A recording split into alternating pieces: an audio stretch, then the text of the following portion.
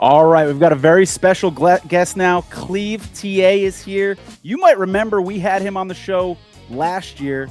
Phenomenal interview because Clev is our analytics guy. He has got a great mind for analytics. He's done a free preview, which I want to talk to him about. I can't believe it's free, Clev. You put so much effort into this. How much time did you spend doing this NFL preview? Well, thanks for having me on. It's a lot of time, and it feels like it increases every year. I probably spend 100+ hours doing it. But it's just an estimate. I do all 32 teams. I write them all up myself. Don't get any help there. It's funny because I used to have, I still have a couple of analysts that help me put things together from a graphic standpoint and just kind of laying it all out. Now with AI, like I just took the reins and said, I'm just going to, put it together and kind of put what I want in there. And so spent a little extra time getting that together and the formatting, but it worked out well. And, I tell people, I started it about 6 years ago during the pandemic. I was asked, without going into too much detail, I was asked by somebody who's got a buddy who's a broadcaster who just wanted some summer kind of updating on what's going on in the NFL rosters, et cetera, from an analytics standpoint. And so asked me to do something. I put it together for him pretty quickly. And then I published it, publicly just to see if anybody was interested. And I got a lot of great feedback. So decided to do it again the next year. And that's why I was free from the beginning. And I just felt the obligation that, I've kept it free since then. And it helps my process.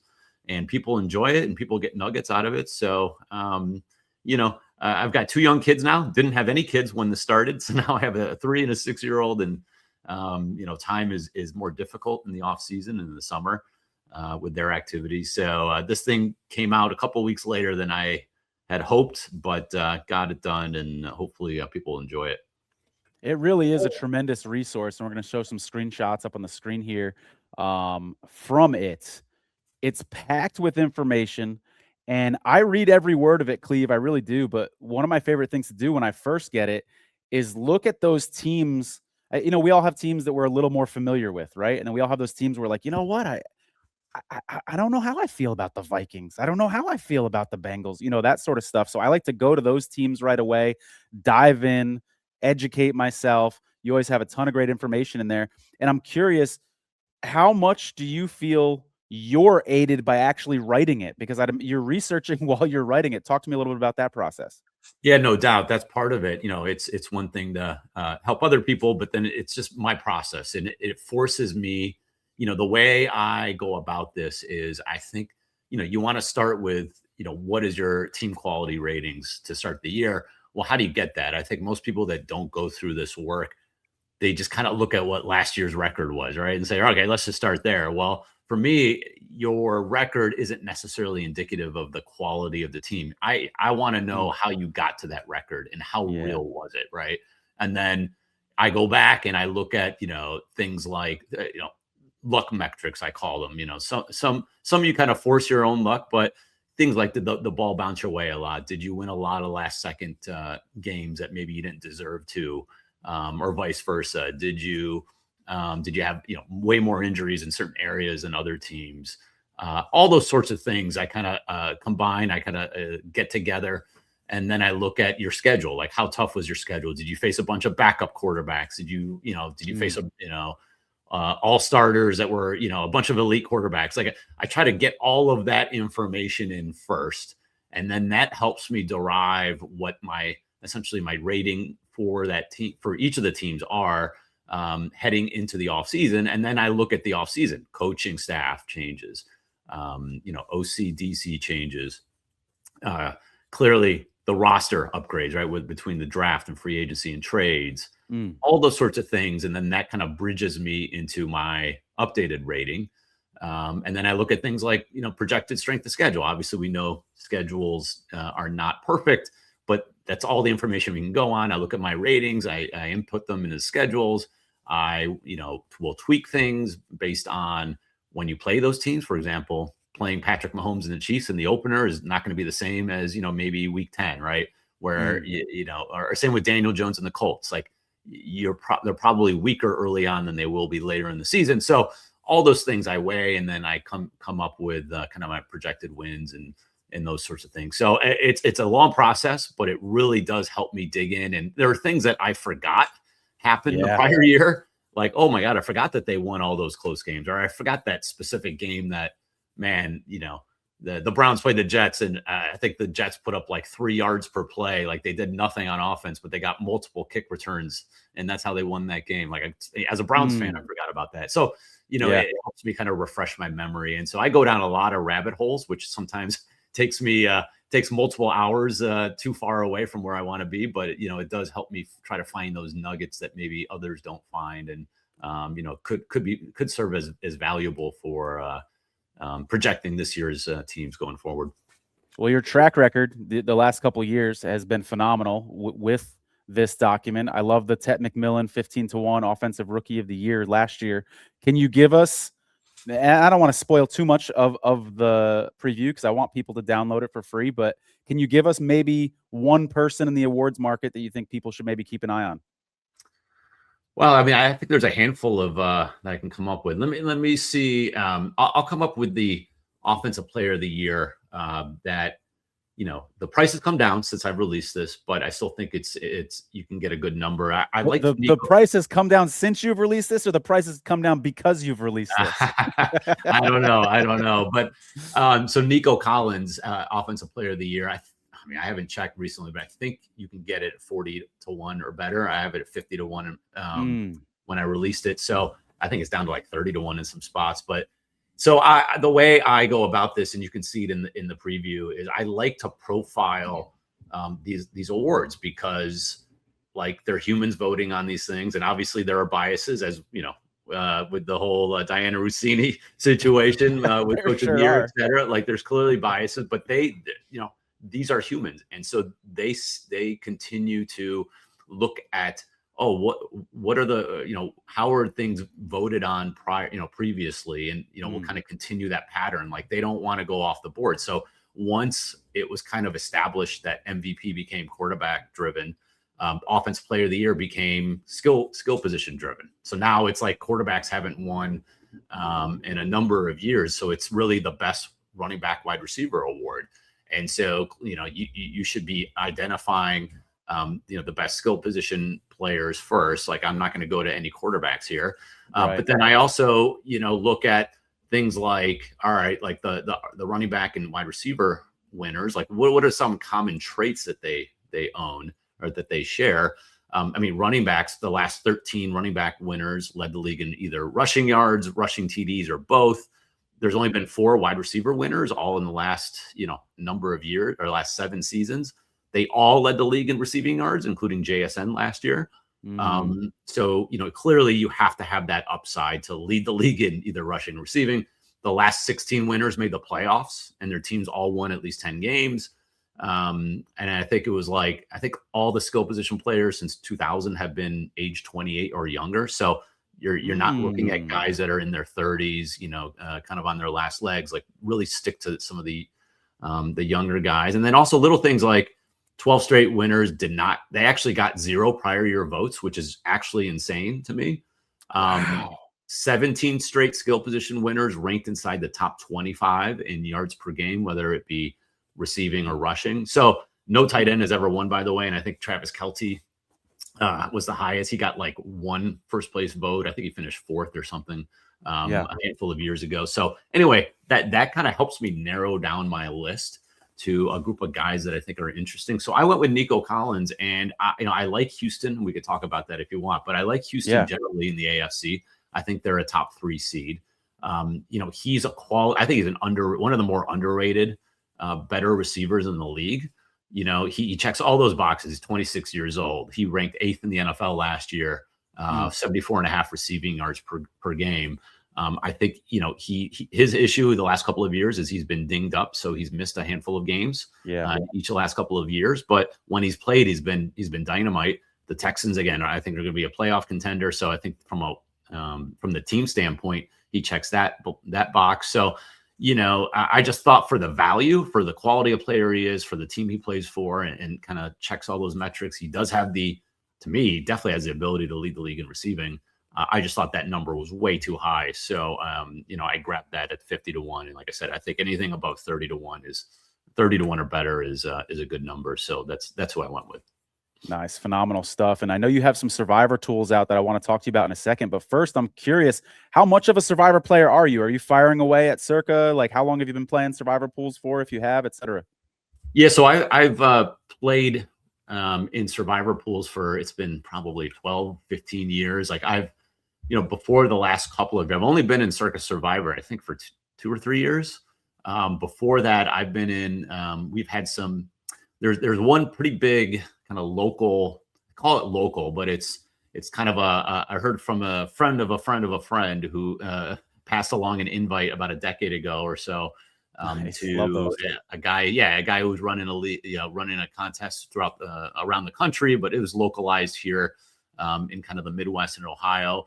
About 500, 600 entrants. And it was increasing from the beginning. It was started 100 and went up to 500 or 600, and then he capped it.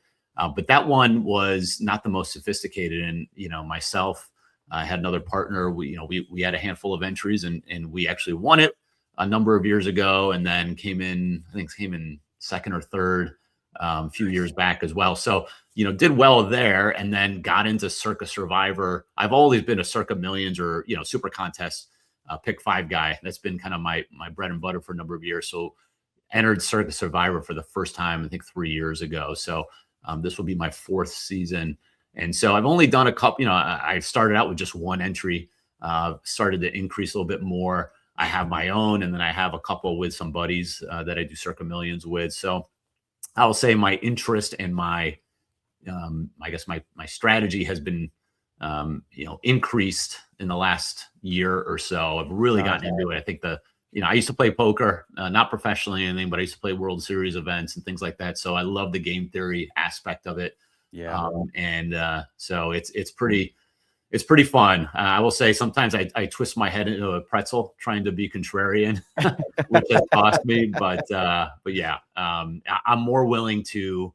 I tell people I'm more willing to lose if I lose in the first couple of weeks, to take some stands and hope for some carnage than just kind of linger and be stuck with poor entries later in the year. So I've lost plenty early in the season before. So that's just kind of my strategy. I kind of think of it like the World Series main event of poker. You kind of try to double your chip stack early, and if not, then you lose and you're out, but you're not wasting time. So same sort of strategy. Yeah, it's interesting. We had a conversation with a guest on last week's show where he said something to the effect of hey, if I'm gonna take a chance in this thing, on a coin flip or just like a 2 or 3 point favorite or something like that, I'd rather do it in week 1 than in the later weeks. And I'm like, in some ways that makes sense. You'd rather take a risk like that when your entry's worth $1,000 than when it's worth 40,000 or 200,000 or something like that.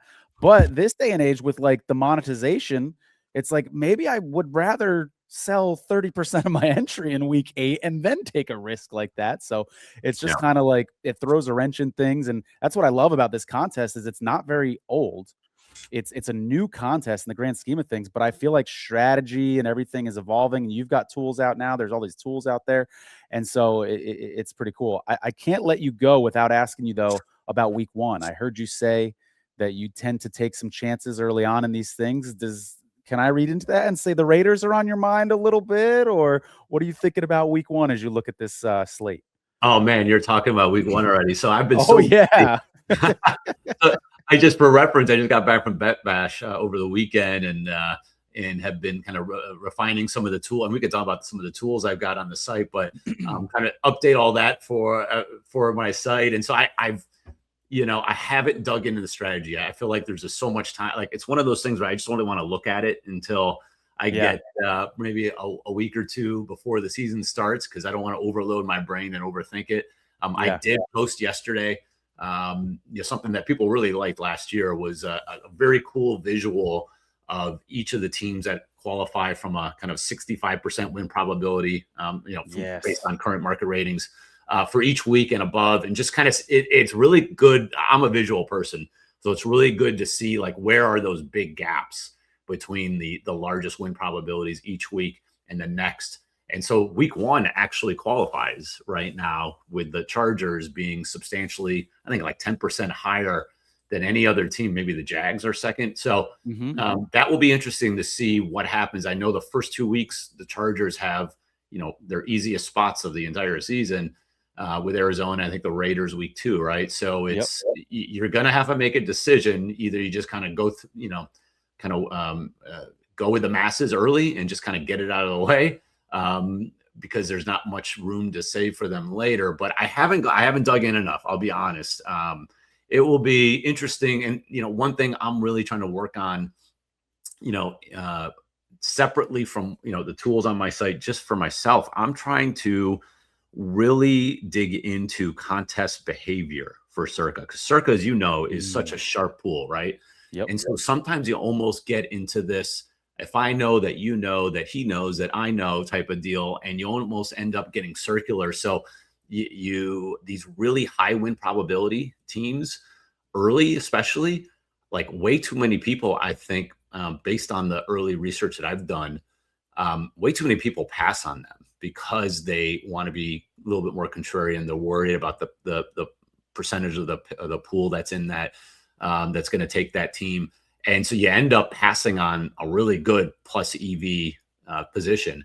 And so I'm studying in the last handful of Circa pools and the pick selection. I'm using AI to try to solve for where are the most, I guess, the undervalued profile of teams, and kind of what part of the season, who are the types of teams that are overpicked, I guess, versus what you would consider a plus EV situation. So really trying to dig in as much as I can into contest behavior, because I do think that's the biggest part of this thing, right? Like, there's so many entrants, and you're likely to chop at the end. It's, how do you distinguish yourself? And so you don't want to be too contrarian, because the more contrarian you are, you're going to be following the masses too, because everybody else is trying to be contrarian. And so it's like almost being contrarian to contrarian, if you know what I mean. So that's the really beauty of this contest, is the game theory. It's like at some point it's going to flip, and it's like the basic behavior, the basic strategy is almost going to be the most plus EV, because no one else is doing it anymore. Everybody's going so far off the other way. So anyway, that's something that I'm going to find really interesting. So I haven't made a decision yet on week one. I haven't really dug in enough to know whether it's going to be Chargers or going going somewhere else. So that's something that I'm going to look into even further.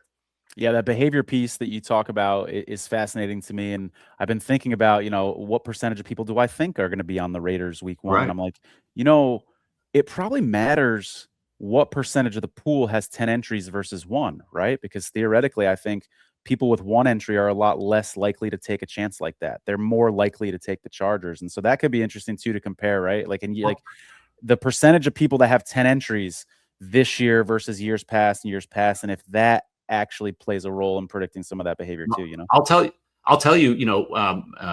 I've talked to at least one person who is part of a very large syndicate, has a lot of entries, exposure to a lot of entries, and has done very well in these contests. And so just hearing him walk through some of these things, especially last year, you really get the feel of exactly, he doesn't even care about the team. To him, it doesn't even matter. He lets the market speak from a win probability standpoint. He's not a ball knower. He's not a guy that like really wants to take a stand. Thinks the market is efficient enough where that tells him what to do. And then it's the all math guys, we call them on our show. Yeah, it's all a math problem. It's I know the win probability is X. I know the percentage of the pool remaining has that, how many people have that team. That's a percentage. And really the secret sauce, which is more art than science, in my opinion, is figuring out what percentage of the pool is going to be on what teams, and then deciding how to allocate all of your entries that way. And it's just a math problem. You can plug in whatever number you come up with, and that will totally dictate where you go. And there's just like, and that's it. And he doesn't want to do any sort of like, oh, this injury or this quarterback or this roster or this matchup.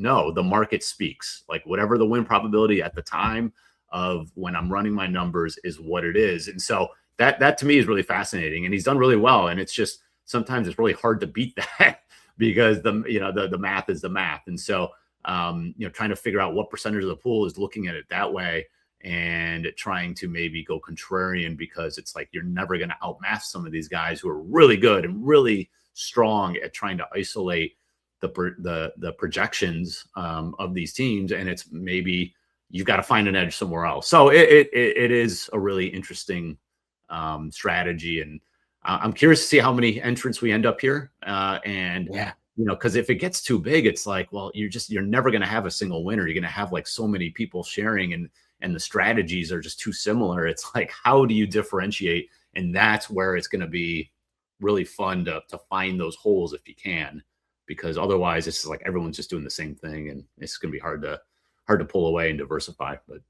that's why we love it. Absolutely. Yeah, that's the beauty of it. You got people in large groups who are very organized. You got people who are joining this thing for the first time, never been in a survivor pool before, and everybody in between. And everybody's got a shot. You just got to go 20-0. That's all you got to do to win this thing and take home the prize. I love it. Before we start talking about your tools, I do have one more question. Who is the team to fade this year? A lot of people are saying Cardinals. A lot of people are saying Dolphins. So do you agree that those are sort of the two worst teams in the NFL? And can you give us maybe an under the radar team that you think people aren't planning on fading, but by the end of the year, we might look back and say that team was a lot worse than we thought? Yeah, I think Miami is definitely the worst team. So if I were to pick one, that is clearly the one. I'll say, obviously, everyone's going to say Cardinals. I think the Cardinals are more, I think the talent and the roster is better. Obviously, LaFleur has got some upside as a head coach. Their issue is just the schedule, and the division they're playing is brutal. So that's why their win total is really, takes a hit. I do a podcast and we talked about some of the teams, and normally I would never take an under on a win total so low, like Arizona's when it was at 4.5. But my case was, the only reason I'd even consider it is because their easiest games, their easiest opponents are end of the season, where they're going to want to lose. They have incentive to lose to get the number one pick. And so if they're playing the Raiders, and I think maybe they're playing the Titans, there's one other team that they clearly they're probably more talented than and would be favored over. But those teams, maybe the Jets, those teams are just late in the year where they're not going to have incentive. So maybe a Carson Beck, is starting at that point, and who knows if he's any good. But if that was middle of the season or early of the season, then maybe my perception of them from a win total perspective would be different. So I would say Miami's, if you put those teams on a neutral field, I'd probably have right now, I'd have, the Cardinals probably 2.5 to 3 points better than Miami. It's just their win total is deflated because of the schedule. So to me, that is probably the team to fade.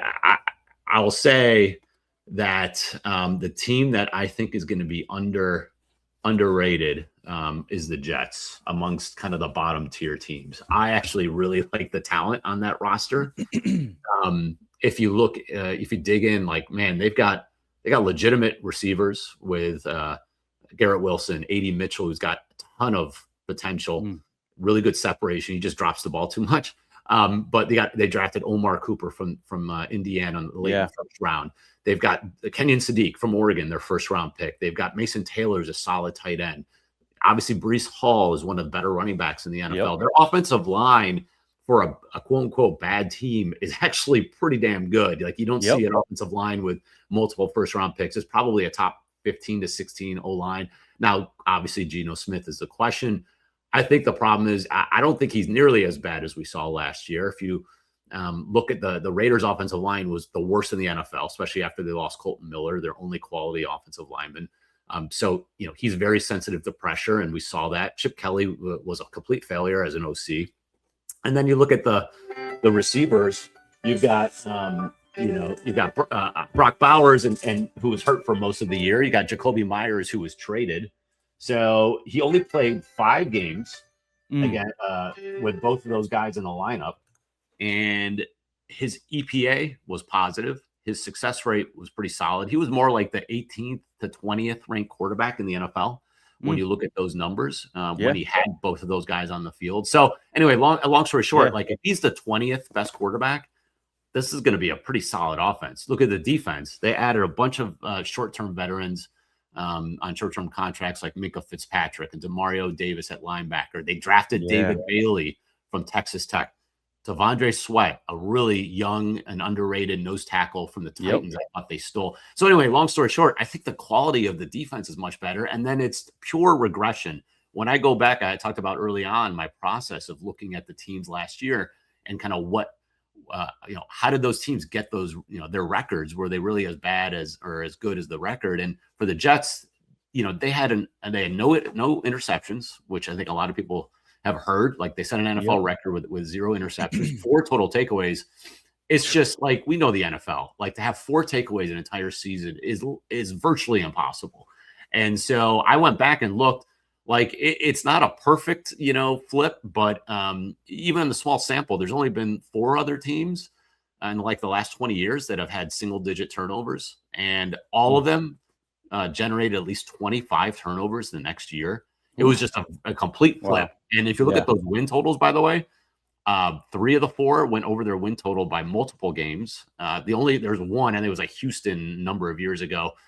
Their win total stayed the same. So none were worse, or none went under their win total. And then if you expanded, outside of single digit turnovers to just like bottom, 10 percentile sort of turnovers, it still is the same. Like your turnover regression flips. I mean, you get to league average. That's probably worth a game and a half or so wins versus what you saw last year, maybe 2 wins. So I think between the increased talent and, the just pure regression, I think the Jets are going to be a lot better. It's too bad that Aaron Glenn is their head coach and Frank Wright is their OC, because that is the one stumbling block. Is I don't love them as coaches, but I think, to get to 7 wins, to be a scrappy team that you're not going to want to fade early, especially in Survivor. Like if someone's going to try and get cute week 1 and go with the Titans, I don't know, because they may say to themselves, how often are we going to use the Titans? Well, I would not do that. That's just my personal opinion. So that's a possibility. You might see that. And I think that's you're taking a risk there. Cleve, for me, that week 1 matchup feels a little bit like March Madness, where you get the 2 schools that you really like to make a deep run and they're playing each other in the first round. And you're like, damn it. You know what I mean? I would love to take the Titans, but they're playing the Jets. And so I think I'm higher on those 2 teams than most people. So I don't know. With multiple entries, you might still see me throw one on the Titans. I like Salah in that revenge spot there. But you're reminding me Devondre Sweat in the revenge spot as well. And I like you bringing up the Jets with 0 interceptions last year. Is Minka Fitzpatrick not the perfect guy to bring in to help fix that problem? He's got those ball hawking skills. So good call on the Jets being a team to watch this year. Tell me a little bit about your Survivor tools. I saw you talking about it on VSiN a little bit. For someone that hasn't experienced them at all and is logging into for the first time, what are they going to see? Yeah, I mean, like you mentioned, there's a handful of groups and sites that have started to come up with these tools, and there's a lot of good ones. And I'm not saying mine's any better than anybody else's, but I really, really worked hard. I had a Survivor optimizer tool. It started 2 years ago, improved it a little bit last year, but I really went to the next level. I thought there were a handful of features that I haven't seen elsewhere. Now maybe they have them, but I like to use, and I thought subscribers could use. So you can obviously optimize your path based on the type of pool that you're in. So whether it be the Circa one or the Splash Sports with all those double weeks, or just your standard 18-week, standard pick one team, your local pool, your local office pool, whatever. So you can kind of format however, the type of pool that you're in, and it'll come up with an optimal path.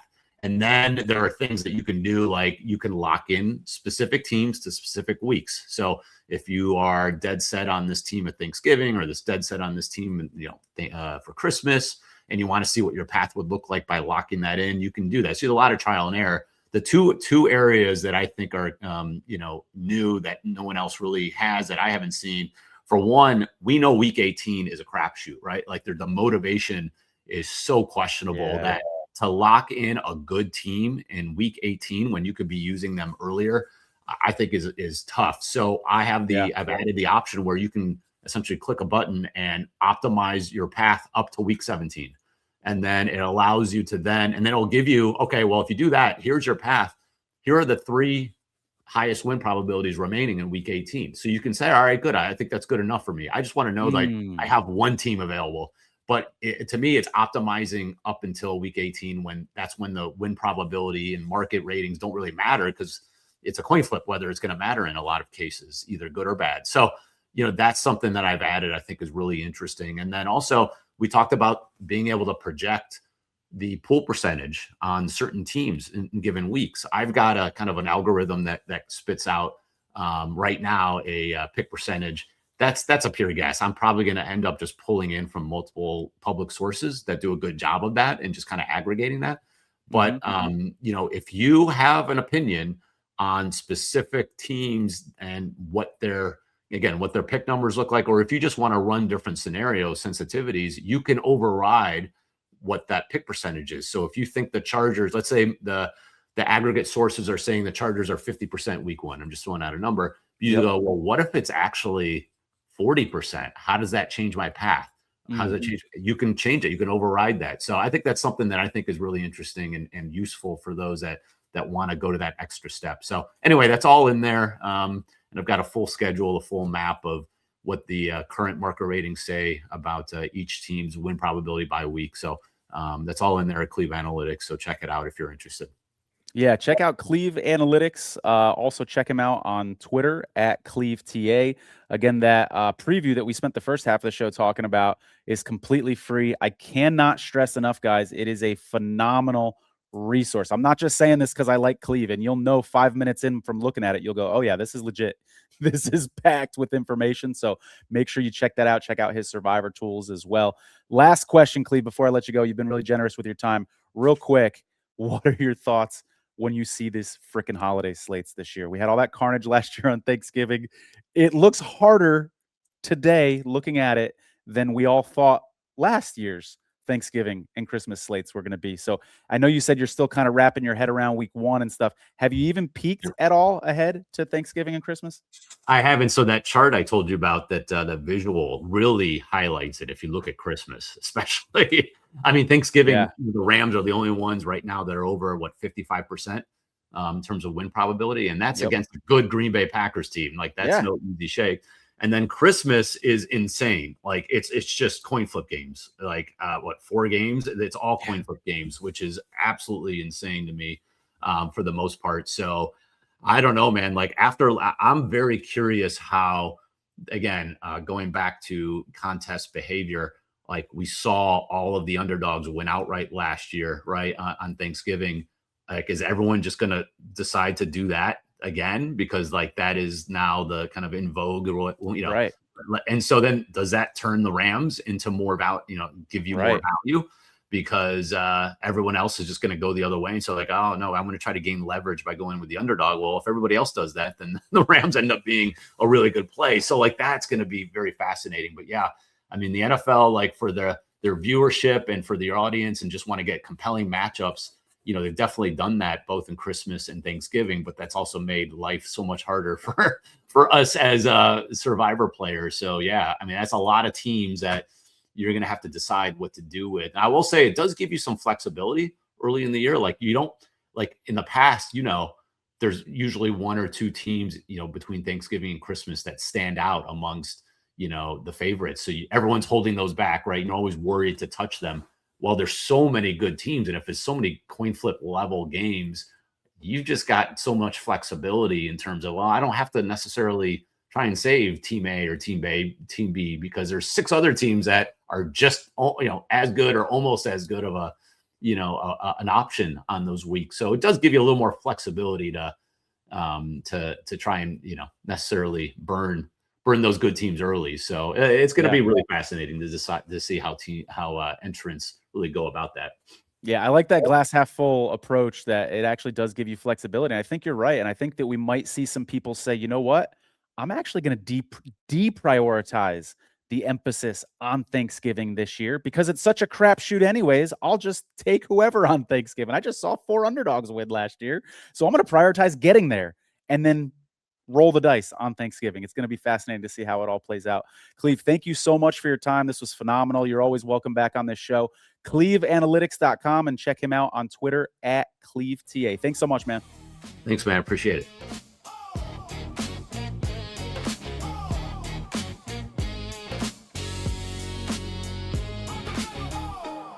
are set, the odds are high. Every bet